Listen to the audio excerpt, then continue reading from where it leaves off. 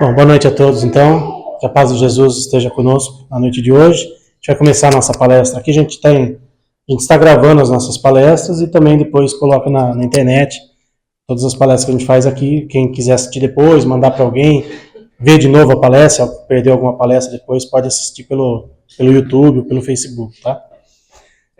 Vamos iniciar então a nossa palestra de hoje, agradecendo primeiramente a Deus nosso Pai, ao nosso Mestre Jesus, aos amigos espirituais do nosso centro, que estejam conosco em mais esta noite, abençoando a cada um de nós que aqui se encontra, aos irmãos que forem assistir depois a nossa palestra gravada, que também recebam o auxílio e o amparo da espiritualidade amiga, que cada um receba aquilo que estiver mais precisando para o momento, que seja uma noite, Senhor, de muita luz e de muita paz para cada um de nós que aqui se encontra, também aos irmãos espirituais que aqui vieram em busca de auxílio, em busca de socorro espiritual, e também sejam atendidos e amparados com muito amor e carinho, como sempre. Que assim seja, Senhor, graças a Deus, graças a Jesus. Bom, hoje a nossa palestra é da nossa companheira Sandra, que faz parte aqui do nosso grupo. Ela gentilmente atendeu o nosso convite para fazer a palestra aqui para vocês. Boa noite a todos. Hoje eu trouxe um tema, aliás, é uma pergunta que Jesus faz para nós.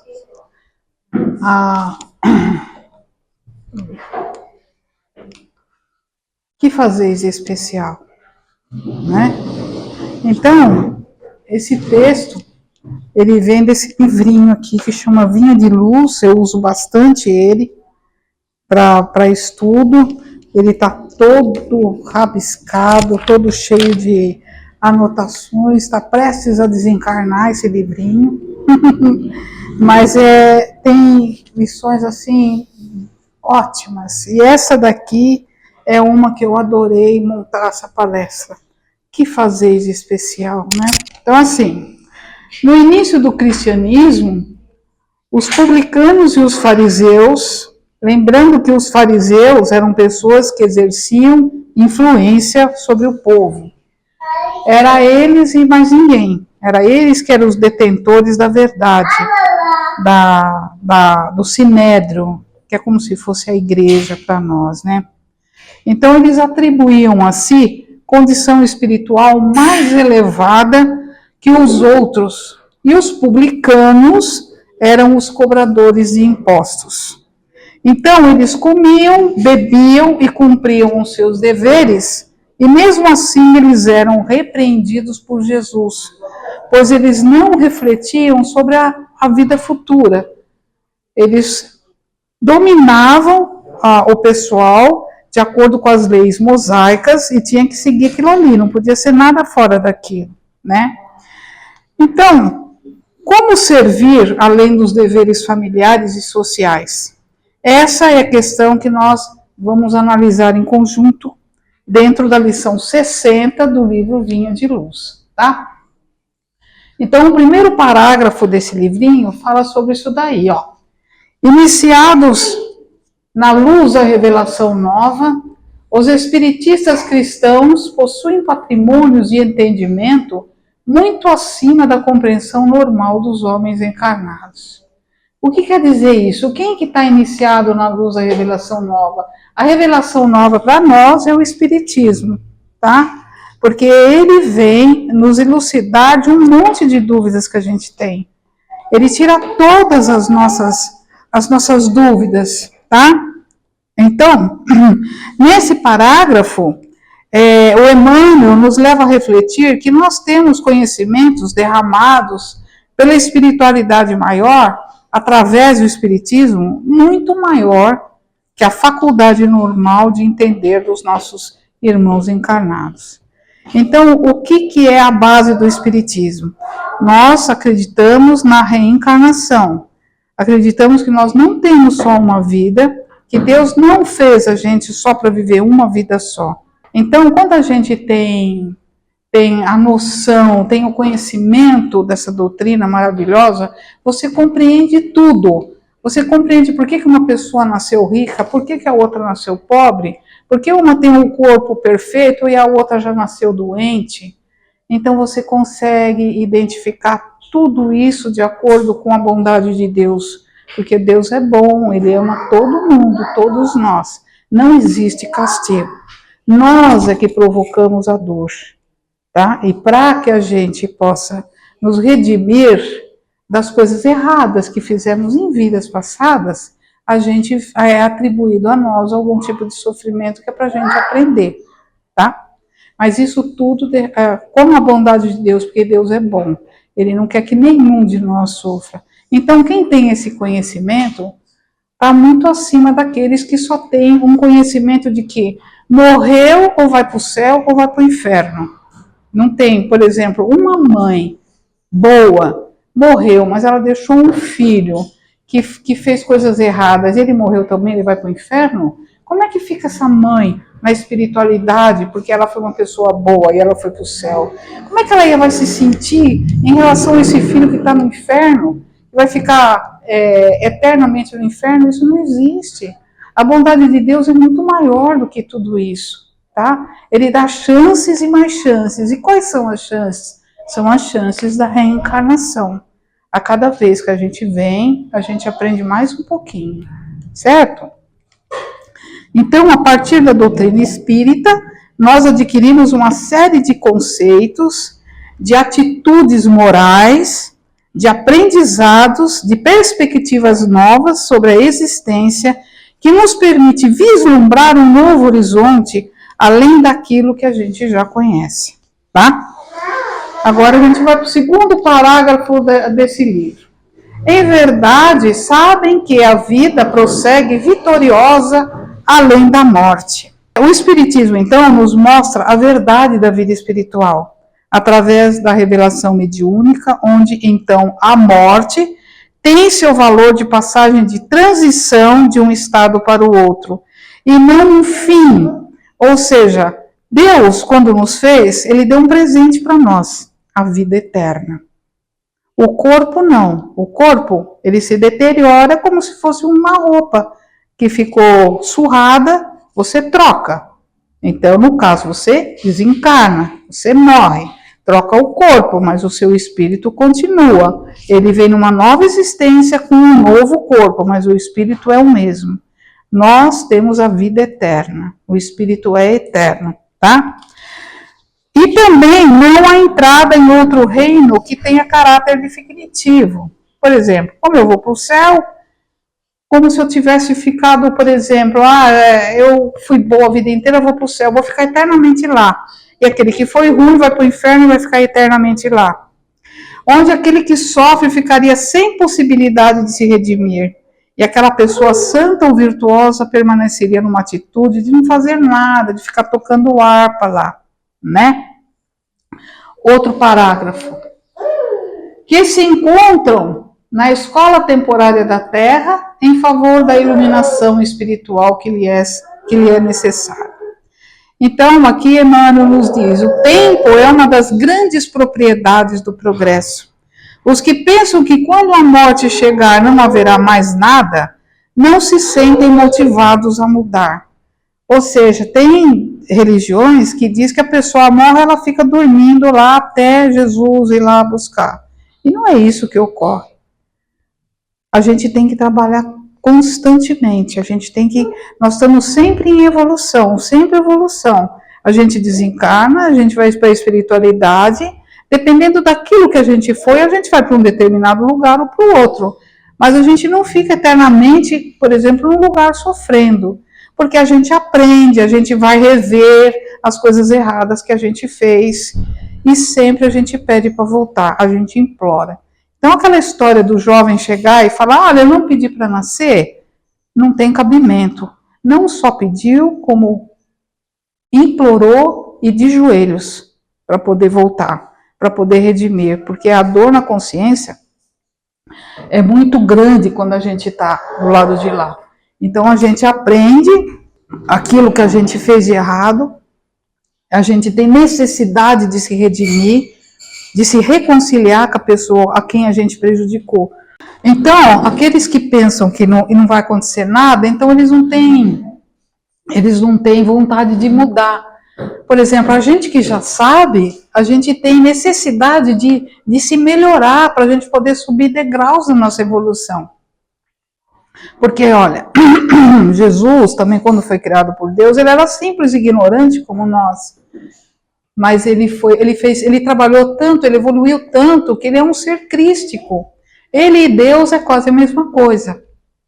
Ele só não é Deus porque ele é filho de Deus. Os que agem dessa forma acabam alterando a forma correta de enxergar. Ou seja, pensar que vai ficar eternamente dormindo, tá? Porque eles dão mais valor às coisas materiais.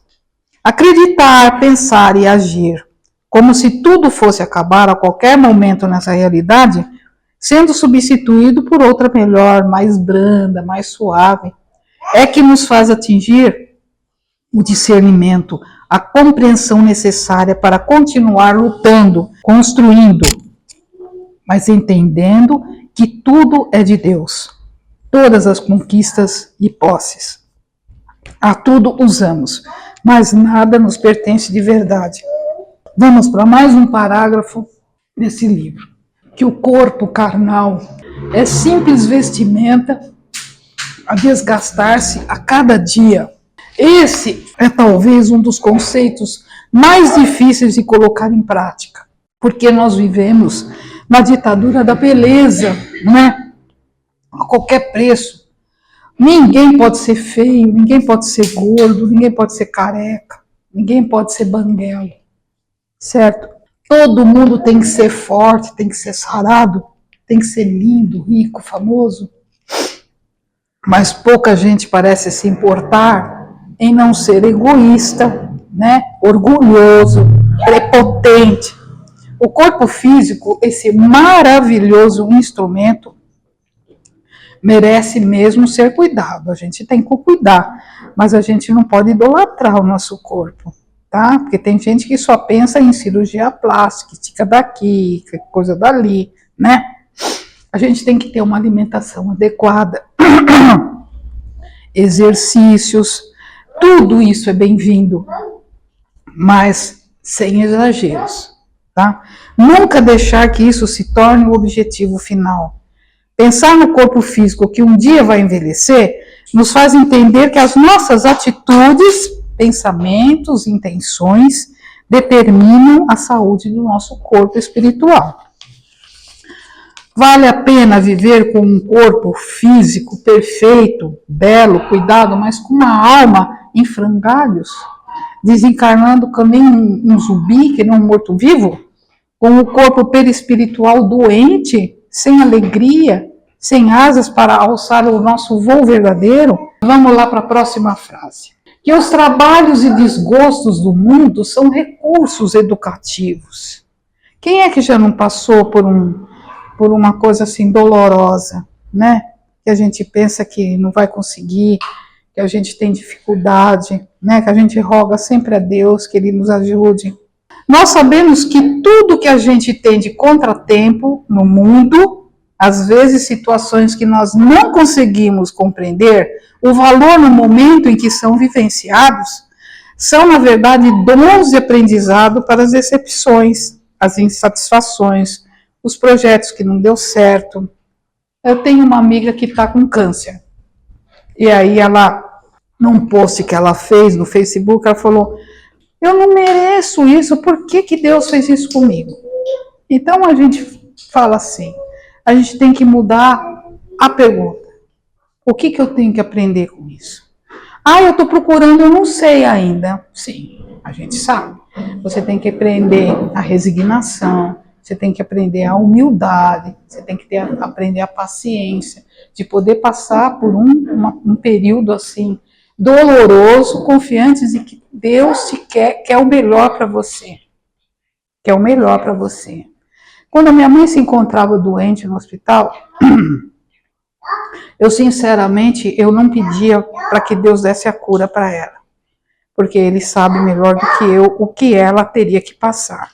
Mas o que eu pedia para ela é que Deus desse ombros fortes para que ela pudesse passar por essa prova. E a gente só passa essa prova, a gente só passa por essa prova passando bem, quando a gente passa com resignação, sem rebeldia e sem revolta.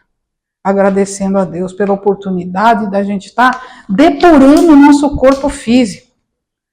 Porque por muitas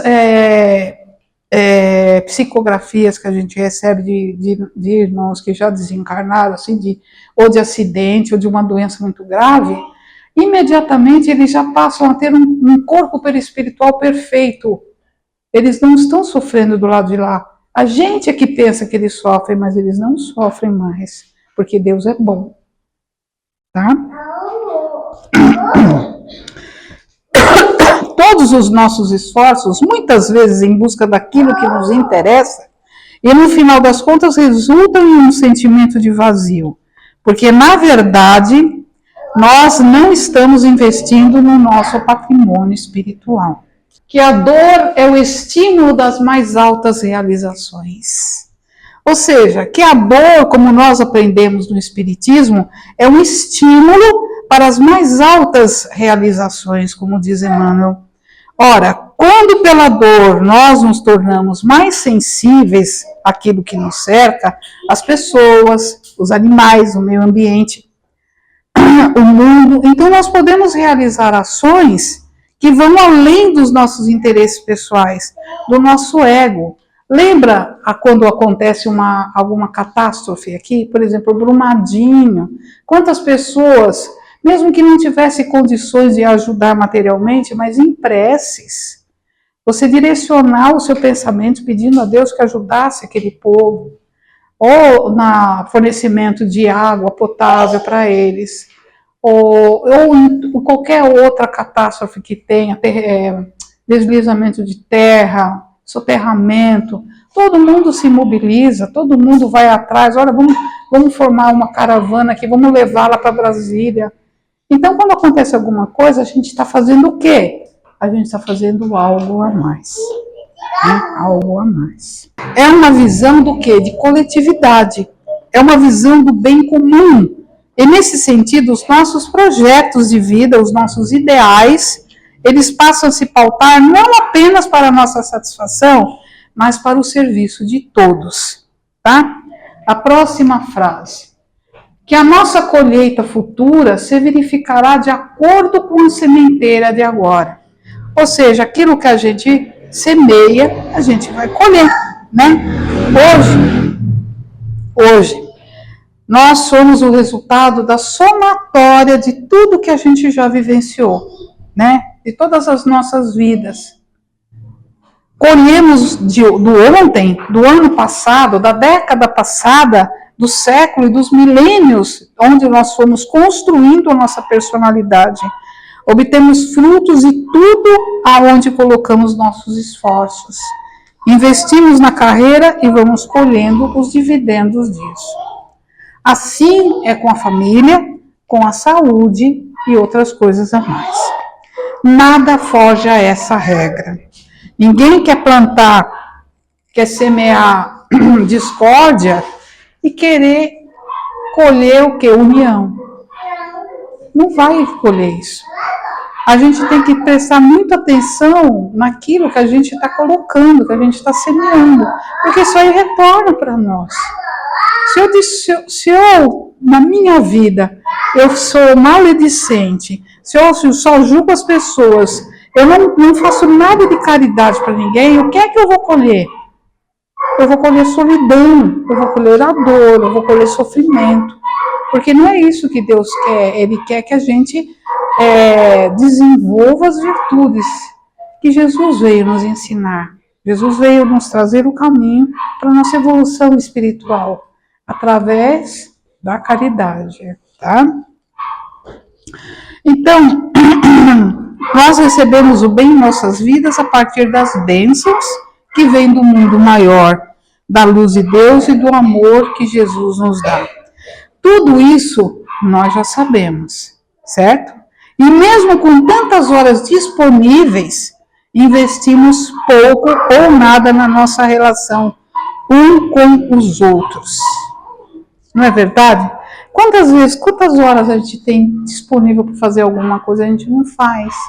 A gente fica pendurado no celular, A gente fica assistindo bobagem na televisão, esses programas que não levam a nada. Programinha que leva a gente a ver o sofrimento dos outros, porque um matou o outro. Sabe, isso daí não leva a nada. A gente tem que procurar. Mas eu não gosto de ler. Um livro seria muito bom, porque é um livro que tem algumas mensagens edificantes. Mas se você nada disso tiver, você pode sair na rua e distribuir o seu sorriso para as pessoas, tá? A gente tem muita coisa boa para fazer, é que a gente não se esforça, ou a gente não enxerga o que a gente tem, a nossa capacidade de poder ajudar as pessoas, tá? Que toda oportunidade de trabalho no presente é uma bênção dos poderes divinos, que ninguém se acha na crosta do planeta em excursão de prazeres fáceis, mas sim em missão de aperfeiçoamento. Sabemos também que aqui na Terra nós nos encontramos numa situação de aprendizado e não numa estação de veraneio, né, como diz Emmanuel, mas num processo de aperfeiçoamento. Então, tudo que a gente tiver, a gente pode passar para as pessoas. A gente pode ser bom. Alguém aqui já passou na frente de um morador de rua, olhou para ele com carinho, sorriu para ele pelo menos? Às vezes é o único sorriso que ele encontra no dia dele. Porque eles se sentem pessoas invisíveis. A gente tem nojo, a gente não olha, são invisíveis. E às vezes você conversando, tudo bem, você pode, dentro do seu carro, levar sempre alguma coisinha. Um bombom, por exemplo. Porque sempre tem alguém que no farol te pede alguma coisa. Você dá o bombom para ele, meu amigo, eu vou te adoçar a tua vida. Ele ganha um bombom, olha que coisa deliciosa. Olha o bem que você fez para essa pessoa. Ele não tinha ninguém que faz isso. Sabe por quê? Porque a gente olha para eles como são vagabundos, não querem trabalhar, mas são nossos irmãos. Você tem a percepção de olhar para eles e falar assim, é meu irmão, eu quero ajudar, eu quero fazer alguma coisa. Por exemplo, vocês podem, eu não sei vocês, mas eu comprei umas marmitinhas de isopor e guardo isso em casa. Quando eu almoço, quando tem comida assim sobrando, eu faço uma marmitinha e boto no carro. Sempre você vai achar alguém para dar. Sempre você vai fazer a diferença na vida de alguém. Isso é você fazer algo a mais. Que a justiça não é uma ilusão e que a verdade surpreenderá toda a gente.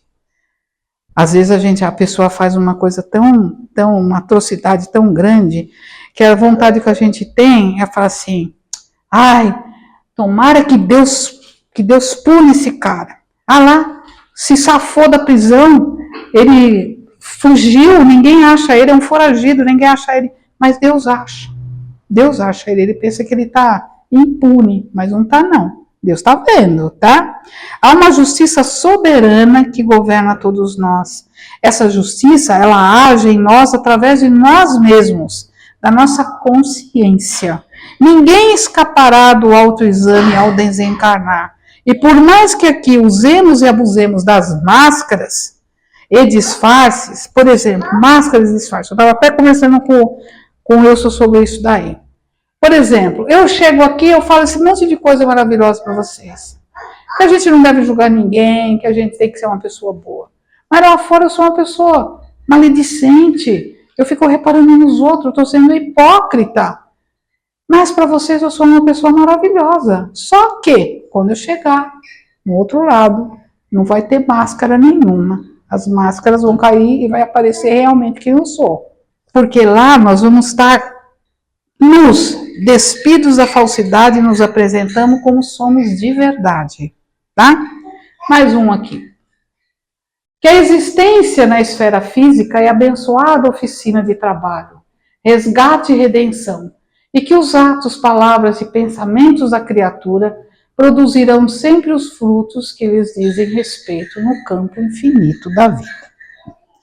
E Emmanuel termina essa lista de conhecimentos que nós já temos por causa do Espiritismo, dizendo que, na verdade, a nossa encarnação é abençoada oficina de trabalho, resgate e redenção, E tudo que a gente faz, tudo que a gente diz, o que a gente pensa, produz frutos de igual natureza.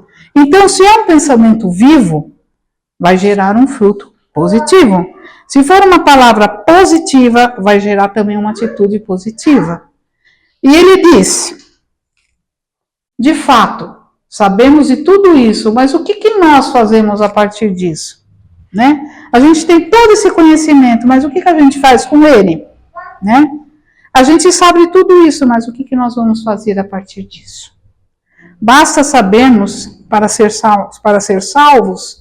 Basta a gente saber tudo isso para a gente ser salvos? Para estar numa condição de bênção espiritual? Claro que não, né, gente?